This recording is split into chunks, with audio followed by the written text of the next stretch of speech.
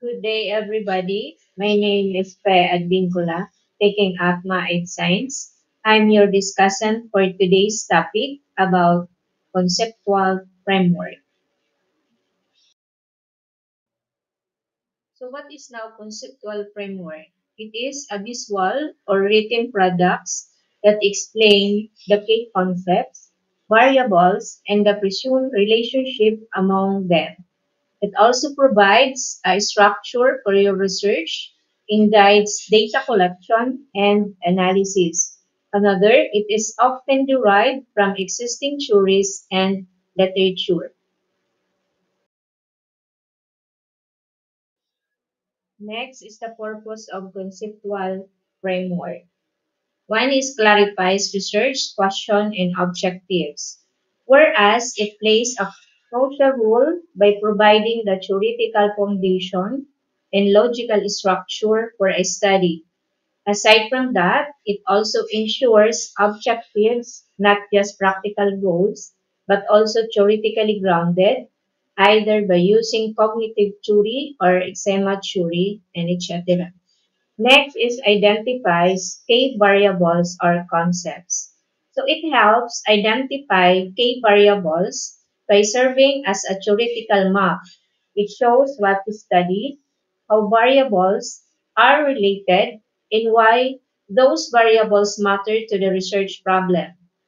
The types of variables involved either independent variables, dependent variables, or mediating variables, or the so-called moderating variables, although it is optional. Next, it shows hypothesis relationship, wherein it acts like a blueprint by visually presenting how variables are connected, what direction the relationship go because of the array used, in what prediction or hypothesis are being made. Next is helps interpretation of findings, wherein it acts like a guide that helps researchers explain what the results mean and why they matter by linking them to theory and explaining variables relationship.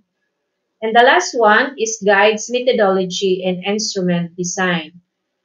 By identifying what to measure, what type of research design, like qualitative, quantitative, or mixed methods, what data to be collected, like attitudes, test scores, or behavior, and what specific measures to be used, like questionnaires, interview, or giving tests.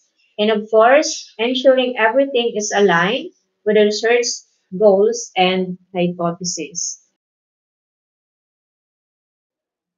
Now let's go to components of conceptual framework. Number one is independent variables. So they are the factors you manipulate or expect to influence outcomes. Examples, hours of sleep, stress level, teaching methods, the class size, types of diet, or depending on the research title. Number two is dependent variable or the expected outcomes or the effect of the independent variables. Some examples are exam score, student academic performance, scientist scores, level of student engagement, or depending upon the outcome or effect made by the independent variable.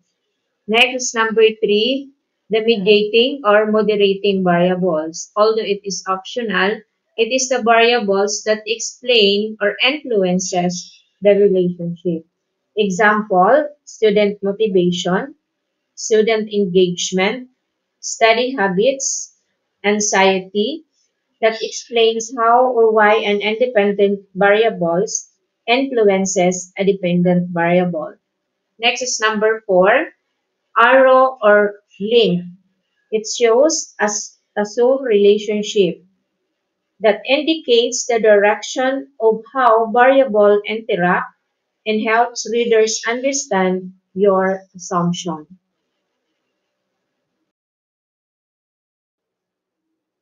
Next is how to develop conceptual framework.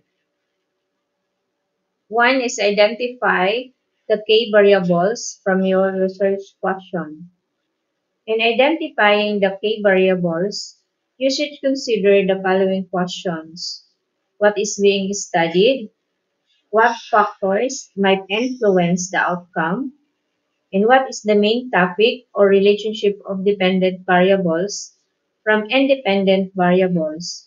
And of course, define variables clearly for measurement because variable must be SMART, means to say is specific, measurable, achievable, relevant, and time-bounded.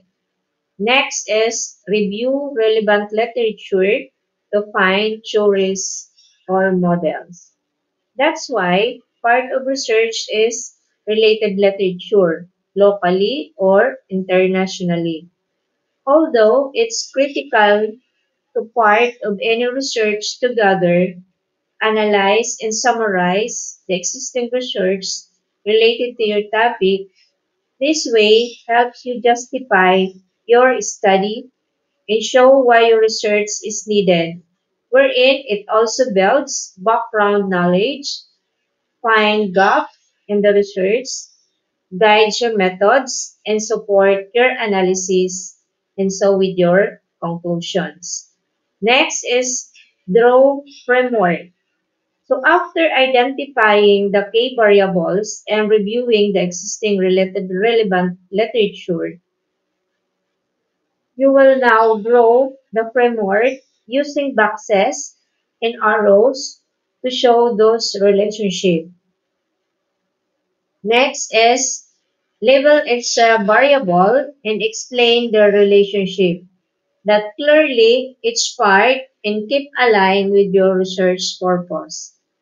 The last one is use the framework to guide methodology and analysis.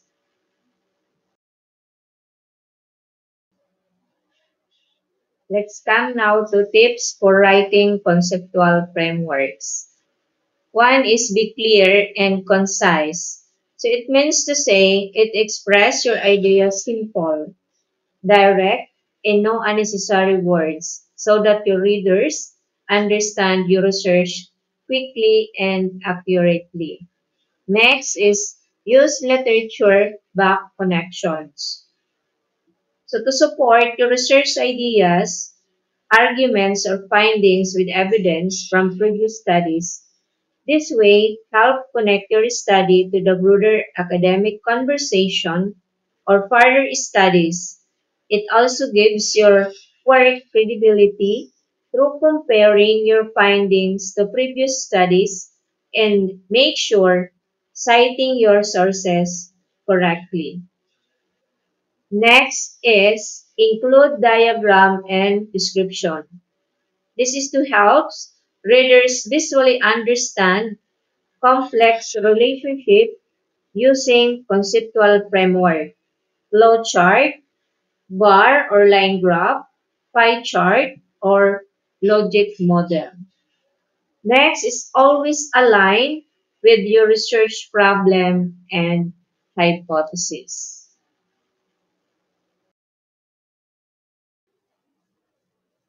Next is I have here the example of conceptual framework showing the effectiveness of parental involvement to the academic performance of students.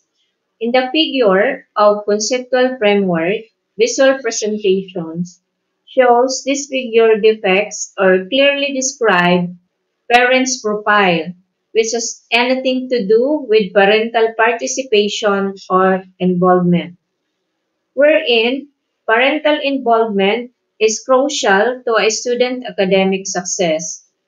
Student has been shown to become achievers and successful when their parents are involved, are constantly there to help their children.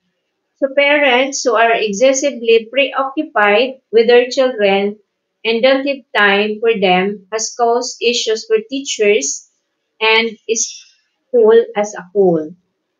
This also leads for the guide action plan, the office or school in order to assist students in becoming not just better students, but also better children and citizens overall.